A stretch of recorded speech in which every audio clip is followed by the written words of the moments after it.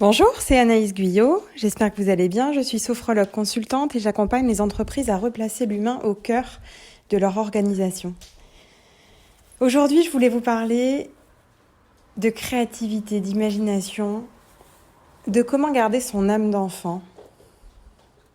Et je me rends compte avec deux petits bouts à la maison, en permanence depuis le 13 mars, que c'est qu'une question de perception, c'est uniquement dans mon regard.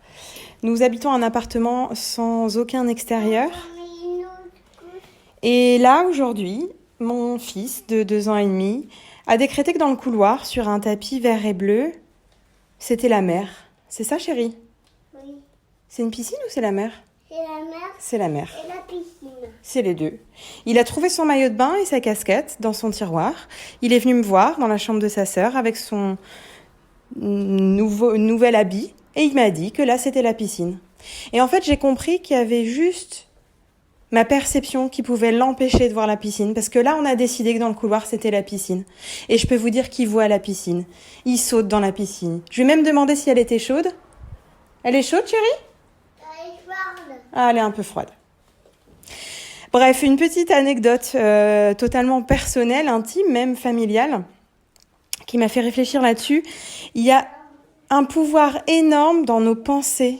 Nos pensées sont créatrices et on peut décider de voir le merveilleux ou l'horreur dans deux choses identiques. Tout est une question d'état d'esprit. Alors, je dis pas que c'est simple de voir le merveilleux dans l'horreur, mais c'est aussi compliqué que de voir l'horreur dans le merveilleux.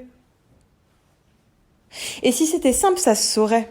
Ça se saurait, on se poserait pas tous ces questions-là, on se rappellerait pas tous en se disant « Mais oui, il faut garder cette âme d'enfant, gardons-la cette âme d'enfant ». Et la clé que je vais vous apporter aujourd'hui, c'est que cette âme d'enfant, elle est peut-être dans notre propre jugement, dans notre propre perception des choses.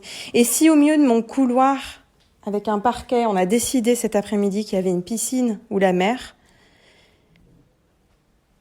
il n'y a que mon cerveau, il n'y a que mon mental qui peut venir le bloquer, le réfuter en bloc. En tout cas, c'est ce que voit mon fils de 2 ans et demi.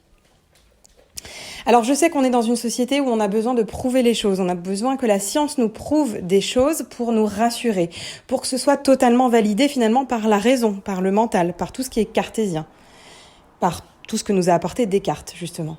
Mais moi, j'ai envie de vous dire, est-ce qu'on peut faire aussi valider des choses par les deux éléments qui composent l'être humain? Je vous en ai parlé, vous pouvez cliquer sur le petit en haut à droite de l'écran, le trio tête, cœur, corps.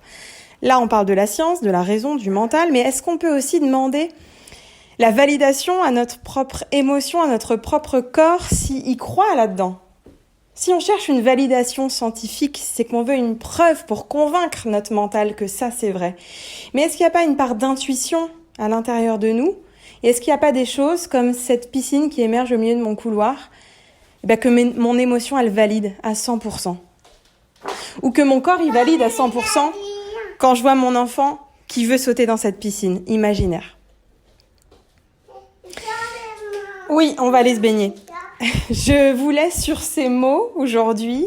Prenez bien soin de vous et des vôtres et posez-vous la question de qu'est-ce que votre émotion, votre part émotionnelle, votre intuition est prête à venir valider, est convaincue pour vous aujourd'hui. Et écoutez-vous, faites-vous confiance. À très vite pour la suite.